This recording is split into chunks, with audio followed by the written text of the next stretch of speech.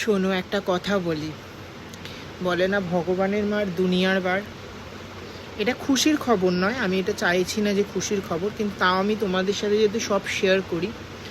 আমাদের পাশের বাড়ি, ওই যে আমাদের বলছিলাম না যেই ঘরটা ভাড়া আছে আমার জেঠুদের জন্য, ওর বাড়ি, ওনার বাড়িরই লোক আমাকে ওই আমাদের যে রাস্তাটা ওই বাথরুমের পাশে, যেইখান থেকে আমি গিয়ে ঘরটা দেখালাম, ওখানের ওই ঘরটা করার জন্য তো উনি আমাকে বলেছিল, মানে জোর করছিল, করো, নোংরা গন্ধ ছাড়বে। মানে আমি শত্রু বলবো না ঠিক, কিন্তু আমি খুব একটা কথা বলতাম না। তারপরে তারপরে যে আগের দিন আমাদের বাড়ির গেটের সামনে সেই নোংরা টোংরা ফেললো, বললাম না, সেই নিয়ে আমি কত কি বললাম। আজকে উনি আমাকে, আমি ঠাকুরের বাসন মাজতে গেছি, আমাকে বলছে, রানা একটা কথা বলবো, কিছু মনে করো না, যা হয়েছে ভুলে যাও। আরে কি হয়েছে? বলছে, না না বলছি তাই, যা হয়েছে ভুলে যাও, পাড়া প্রতিবেশী পাশাপাশি থাকলে তো একটু খোটাখুটি লাগে, তা আমার একটা হেল্প করবে? যে কী হেল্প বলো? আর ভুলে যাওয়ার কি আছে, তোমরা আমার মায়ের বয়সী, সেসব নিয়ে আমি ধরে নেই, বাদ দাও, কি হেল্প করব বলো। তা তখন বলছে, আমরা বাড়িটা বিক্রি করে দেবো, তুমি একটা কাস্টমার দেখে দেবে, তোমার কি জানাশোনা কেউ আছে? আছি না, জানাশোনা তো সেরকম কেউ নেই। কোন বাড়ি বিক্রি করবো? আমি না বুঝতে পারিনি। আমি ভাবছি ওদের তো অনেকটা জমি, হাফ মনে হয় বিক্রি করে দেবে, থাকার লোক টোক নেই, এক মেয়ে বাইরে থাকে, মেয়েদের বিয়ে হয়ে গেছে, এক ছেলে বুড়ো বুড়ি, আর এক মেয়ে বাড়িতে থাকে, বাচ্চা নেই, ও নার্সের কাজ ফাজ করে, ও বাড়িতে। বলছে না, আমরা পুরো জমিটাই, পুরো বাড়িসহ জমি বিক্রি করে দেবো। আমি না শুনে থমকে গেলাম, আমি বলছি কি, কেন? বলছে, না আমরা এখানে থাকবো না, তোমার জেঠু তো অসুস্থ হয়ে যাচ্ছে, এখানে থেকে থাকবো না। কিন্তু ওরা অনেক পুরনো, কিন্তু মানে আমাদের আসার বহু পুরনো, মানে যখন 500 টাকা করে কাঠা ছিল নাকি আমাদের এই জমি, তখন ওরা কিনেছিল। তা আমি বলছি কি, এ বাবা কেন, কি হলো হঠাৎ করে? বলছে, না গো আমরা থাকবো না, কিন্তু আমাদের তো আর হ্যাবক টাকা নেই যে এইখানেও বাড়ি থাকলো, আমরা আরেকটা গিয়ে কিনলাম, এইটা বিক্রি করে তারপর আমাদের, ওদের মধ্যম গ্রামে কোথাও একটা দোকান আছে, জুতোর দোকান ফোকান কিছু একটা আছে, তো ওখানে ওরা জমি দেখেছে, ওখানে ওরা কিনে বাড়ি করবে। মানে আমাদের অ্যাকচুয়ালি আমাদের এই পাড়াটা তো খুব একটা স্ট্যান্ডার্ড নয়, সবাই মোটামুটি একটা অ্যাভারেজ, মানে বিলো স্ট্যান্ডার্ডেরই বলবো। কিন্তু দেখো, আমি মনে করি যে আমার বাড়িতে আমি থাকবো, আমার কে স্ট্যান্ডার্ড কে বিলো স্ট্যান্ডার্ড আমার সেটা জেনে লাভ নেই, আমি কতটা কি সেটাই মেন ইম্পর্টেন্ট। সো আমি আমার বাড়িতে থাকবো, আমি কারোর সাথে না মিশলেই হলো, এটা হয় ব্যাপার। তো তাই আমি শুনে অবাক হয়ে গেলাম যে এদের বাড়িও বিক্রি করবে, আবার চঞ্চলদের জমিও বলছে বিক্রি করে দেবে, জেঠিমাও চলে যাবে বলছে, আবার এদের সাথে আমার খুব একটা খাতির নেই, কিন্তু তাও চলে যাবে।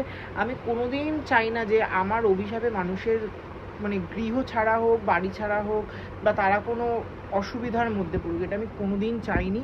এই স্নান করুটা অম্বাবচী চলছে, আমি বলছি, আমি কোনোদিন চাই না যে আমার অভিশাপে, কিন্তু বলে না কি বলতো, ভগবানের মার দুনিয়ার বার।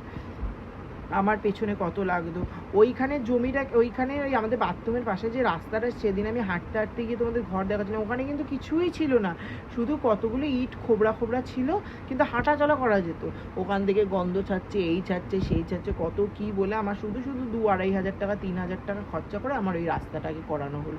ওটা কিন্তু আমার ওয়েস্ট অফ মানি, ওটা কিন্তু আমার কোনো কাজে লাগলো না, কিন্তু ওনার অসুবিধার জন্য আমার সেটা করতে হলো, শুধুমাত্র আমি ঝগড়ার ভয়, মুখ লাগাবো না ওদের সাথে। আর তারপর তুই শয়তানি করে সেদিন বাড়িটা পরিষ্কার করলি, যেহেতু আমার হাতে কোনো প্রমাণ ছিল না, সেই জন্য আমি ওনাকে ধরতে পারিনি, নইলে আমি ওনাকেই ধরতাম। আমি দেখেছি উনি বাড়ি পরিষ্কার করছে, কিন্তু উনি যে ফেলেছে সেটা তো আমি দেখিনি। আর আমার দেখলেও বা চোখের দেখায় তো কেউ বিশ্বাস করবে না, আমি যদি ভিডিও করে রাখতাম বা সেটা পরে পোস্ট করতাম, সেটা আলাদা ব্যাপার। তো আমার তো সেটা করিনি, তো আমি ডিরেক্ট ওনাকে কিছু বলতে পারলাম না। কি হলো মানুষের পেছনে, আমার পেছনে লেগে কি হলো, দুটো অভিশাপ খেলি। আর সব থেকে বড় কথা, অভিশাপের থেকে ওদের যেটা ভীষণ খারাপ, ওরা পূর্ব দিকের মুখ করে পায়খানা করেছে, যেটা আমার বাড়ির গেটের একদম সোজাসুজি, আমার এই পাশটা, এই যে এই দিক থেকে সূর্য ওঠে, ওরা এই দিকে মুখ করেই পায়খানা, যেদিন থেকে ওরা ওই পায়খানা করেছে আমি সেদিন থেকেই বুঝেছি ওদের সর্বনাশ শুরু হলো। এটা আমার কথা না, পূর্ব দিকে সূর্যদেব উঠছে, পূর্ব দিকে কখনো পায়খানা করে? উত্তর দিকে করতে পারিস, উত্তর দিকে কর, যেরকম আমাদের উত্তর দিকে নিয়ে আছে সব জিনিস। কি বলতো, একটু আমি বলছি না যে সবাই খুব বাস্তু মেনে সব কিছু, কারণ আমাদেরও তো রান্নাঘর ভুল জায়গায় করে, কিন্তু আমাদের জায়গা নেই, কিছু করার নেই। কিন্তু ব্যাপারটা হচ্ছে যে জিনিসগুলো যেরকম ঈশান কোণেই ঠাকুর ঘরটা হওয়া উচিত, আমাদের ঈশান কোণেই আমি ওই জন্য করেছি ঠাকুর ঘর, মানে ঠাকুরের জায়গাটা।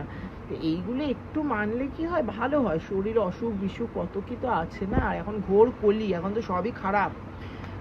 তো সেই জন্যই আমি তাই জন্যই তোমাদেরকে এটা শেয়ার করলাম। ওই জন্য কী বলতো, মানুষের পেছনে লাগলে না, যতই রক্তের জোর থাকুক না কেন, পয়সা থাকুক না কেন, কেউ কোনোদিন উন্নতি করতে পারে না, কেউ কোনোদিন উন্নতি করতে পারে না। তুই আমার মায়ের বয়সে তুই একটা মা মরা ছেলের পেছনে লেগে আলটিমেটলি তোর কী হলো?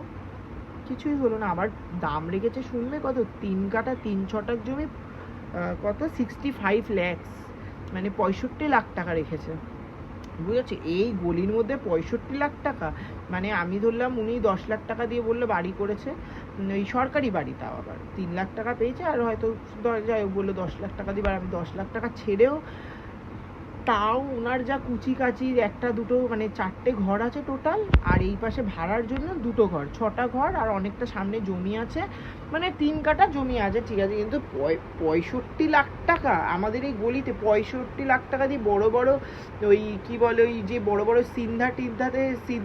সিদ্ধা টাউনেই মনে হয় 40 লাখ ফাঁকে মনে হয় ফ্ল্যাট হয়ে যাবে 2 BHK।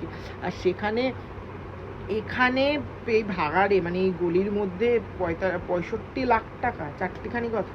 যাই হোক, আমি বললাম যে হ্যাঁ, আমাকে যদি কেউ দেখো, আমার হাতে তো এইসব কাস্টমার থাকে না, আমাকে যদি কেউ কখনো বলে আমি তোমাকে অবশ্যই বলবো। বললো ঠিক আছে। এটাই হচ্ছে ব্যাপার, মানে তুমি ভাবো 65 লাখ টাকা ওটা দাম লেগেছে, 3 কাঠা 3 ছটাক, মানে আমি বুঝি না, আমি 3 কাঠাই ধরলাম। 3 কাঠা জমির দাম আমি 10 লাখ টাকা ঘর বাড়ির জন্য ধরলাম, আর যেই ঘরটরটুকু রয়েছে সেই জন্য আমি আরও 5 লাখ ধরলাম, 15 লাখ টাকা এখানে বাদ দাও, 50 লাখ টাকা। মানে এই আমাদের এই জমির 3 কাঠার দাম 50 লাখ টাকা, মানে 17 লাখ টাকা করে কাঠা। কি এরা জানি না বাবা। তাহলে আমাদের জমি হয়েছে 2.25 কাঠার থেকে 3-6টাক জমি কম, ঠিক আছে? তাহলে আমাদের বাড়ি টাড়ি দিয়ে আমাদের কত লাখ টাকা দাম ধরা যায়? যদি 15 লাখ টাকা করে আমি কাটা ধরি, 30 লাখ, আর ওখানে হচ্ছে আরও ধরো 5 লাখ, 35 লাখ টাকা আমাদের বাড়ির এই ইয়ের দাম। চাই না বাবা, যাই হোক, সেই নিয়ে আমি এগুলো বুঝিও না। আর আমার বাড়ি আমার যদি কখনো টাকা হয়, আমি বাড়ি থাকবে, আমি ফ্ল্যাট কিনবো আলাদা।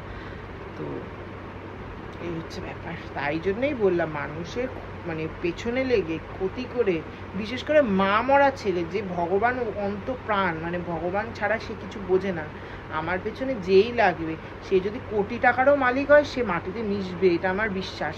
এখন না, 5 বছর 10 বছর পরে আমি সেটা দেখেই মরবো।